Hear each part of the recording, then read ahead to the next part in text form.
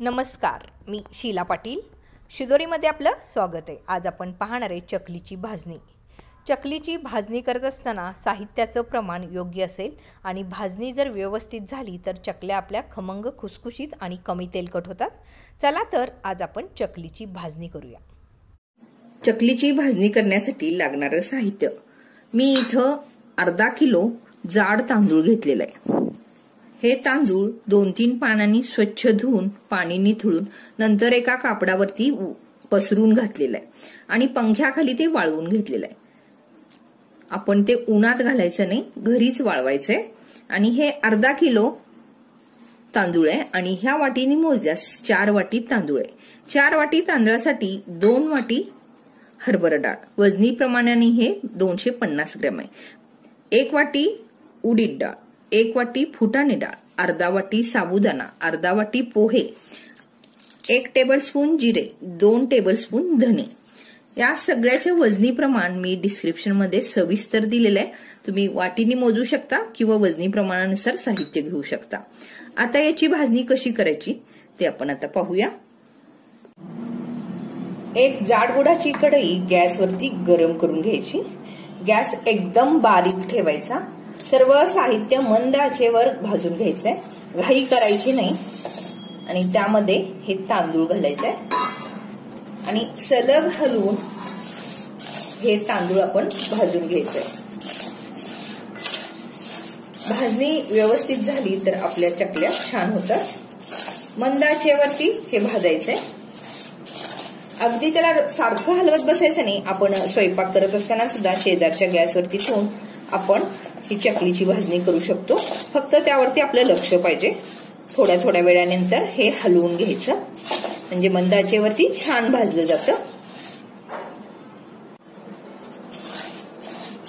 मंद आचेवरती हे बघा भाजल्यानंतर तांदूळ छानसं फुललेलंही आहे आणि तांदळाचा रंगही आता बदललेला आहे, थोडा लालसर झालेला आहे.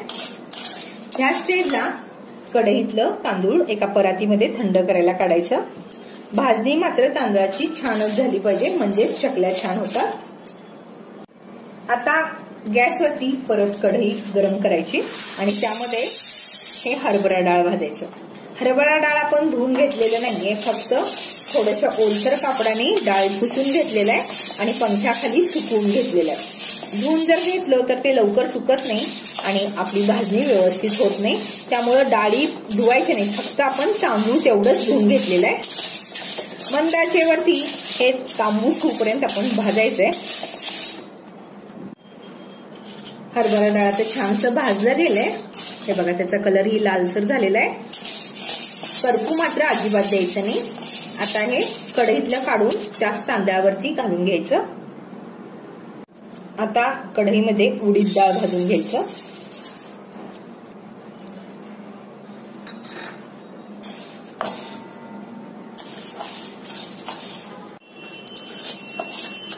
उडीद डाळ खमंग भाजून झालेला आहे आणि हे आता त्याच तांदळावरती काढून घ्यायचं. आता कढईमध्ये फुटाणे डाळ भाजून घ्यायचं. फुटाण्याची डाळ भाजलेलीच असते, पण त्यातला पूर्ण ओलावा कमी होऊन अधिक खुसखुशीत चकल्या होण्यासाठी थोडंसं भाजून घ्यावं लागतं. फुटाण्याची डाळ आता भाजलं गेले, थोडासा लालसर रंग झालाय. आता हे तांदळावरती काढून घ्यायचं. आता कढईमध्ये साबुदाणे भाजून घ्यायचं. साबुदाणे भाजले गेले आणि थोडे फुललेले आहेत. त्या स्टेजला त्या तांदळावरती काढून घ्यायचं. आता कढईमध्ये पोहे भाजून घ्यायचं.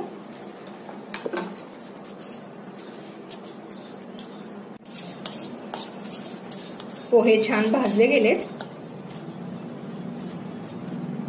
हे बघा याच्यात लगेच तुकडे पडू लागलेत, म्हणजे हे भाजलेलं आहे. हे तांदळावरती काढून घ्यायचं.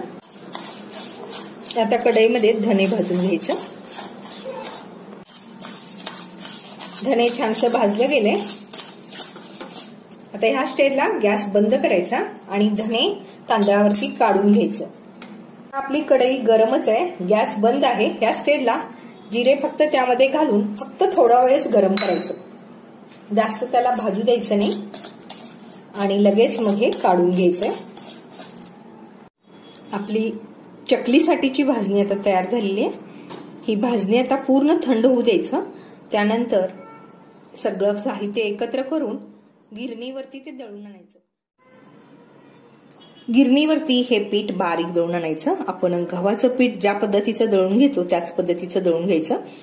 फक्त हे पीठ दळून आणताना चकलीची भाजणी किंवा डाळ तांदूळावरती दळून आणू शकतो, पण गहू बाजरी आणि ज्वारीवरती हे पीठ दळून घ्यायचं नाही, नाहीतर गहू ज्वारी बाजरीचं पीठ त्यामध्ये मिक्स झालं की आपल्या चकल्या मऊ पडू शकतात। ही काळजी मात्र दळून आणताना आवर्जून घ्यायची।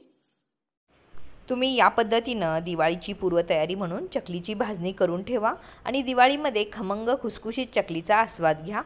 लवकरच भेटू चकलीच्या रेसिपीसोबत। धन्यवाद।